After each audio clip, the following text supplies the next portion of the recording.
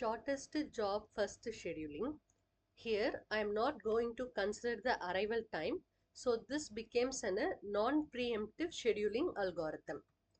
I will be explaining the code for shortest job first scheduling non-preemptive with no arrival time. First, the header file is declared, and next, using a structured data type, the process is declared.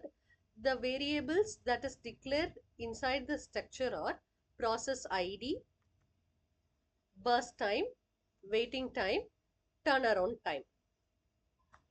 Inside the main function, the variables n, I, j is declared. N is for number of process, I and j for looping.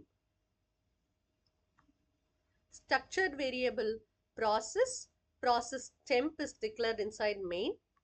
Also, two variables waiting time and turnaround time is declared. This total waiting time and total turnaround time is for calculating the total time. So that is been declared with int data type. Also, it is been initialized to 0.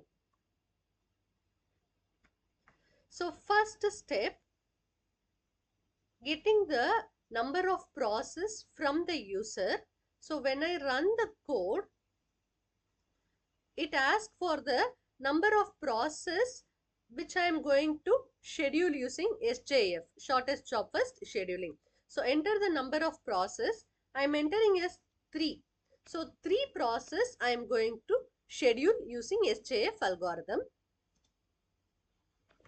After getting the number of process, using the for loop, I am going to get the burst time for every process. So for the burst time, for the first process, I am giving the burst time as 20. For the second process, I am giving the burst time as 5. And for the third process, I am giving the burst time as 10. So all the 3 process burst time has been got from the user. So using these statements, I have entered the input, that is a burst time, which is the execution time for every process. Next is the sort process of the burst time. The reason for doing this is, as the algorithm is shortest job first, among these 3 processes, which is going to have the shortest burst time, that has to be executed first. So for that, we need to sort this process based on the burst time. See, for example, here we have 3 processes with the burst time 20, 5 and 10. So this has to be sorted based on this burst time. So that will be 5, 10 and 20. To do this only, we are going for a sorting process. So see, in this sorting process, we have 2 for loop. Using that for loop, I am going to compare the burst time of the first process with the burst time of the second process. If Pj process burst time is greater than Pj1, that is next process, then we go for the swapping. Similarly, we will check for all the process, all these 3 process, and we will sort the burst time using this loop. So in the code, after entering the burst times, when I click enter, see here the process has been sorted. P2, P3, P1.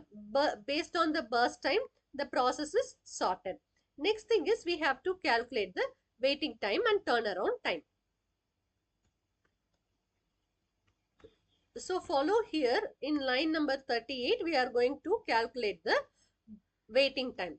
So for the first process, the waiting time is 0. We are assigning a 0. The reason is, the first process is not going to wait for any process. It is going to execute first. So the first process, that means the first means the shortest process, right? The shortest process waiting time is 0. Now, so see here. So for the shortest process, the waiting time is 0.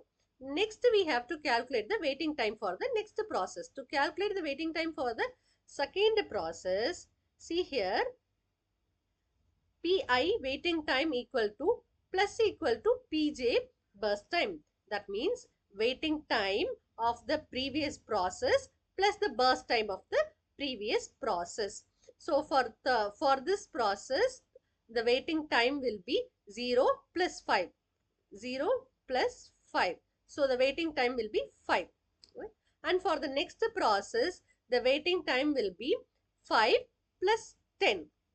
Right? So it will be 15. That is what we have given here.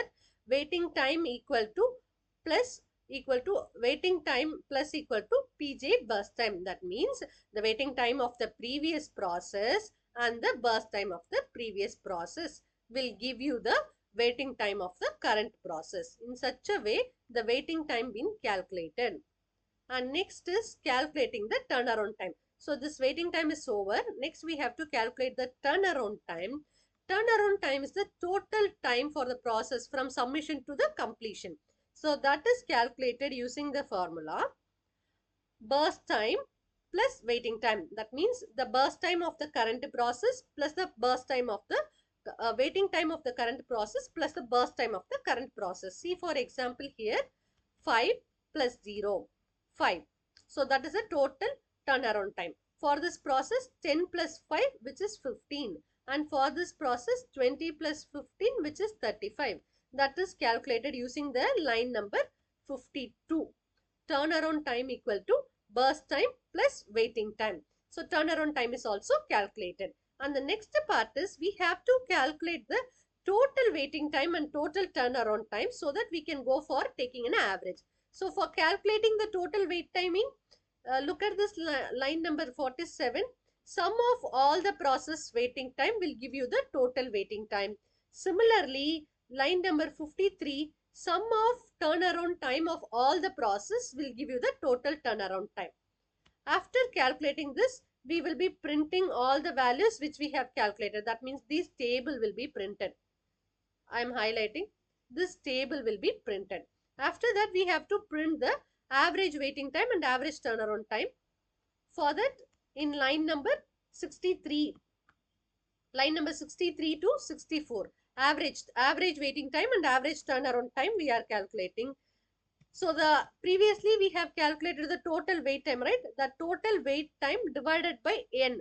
N is nothing but the number of process. Similarly, total turnaround time divided by n, again the number of process. That will give you the average waiting time and average turnaround time. This is how shortest job first non-preemptive scheduling algorithm works.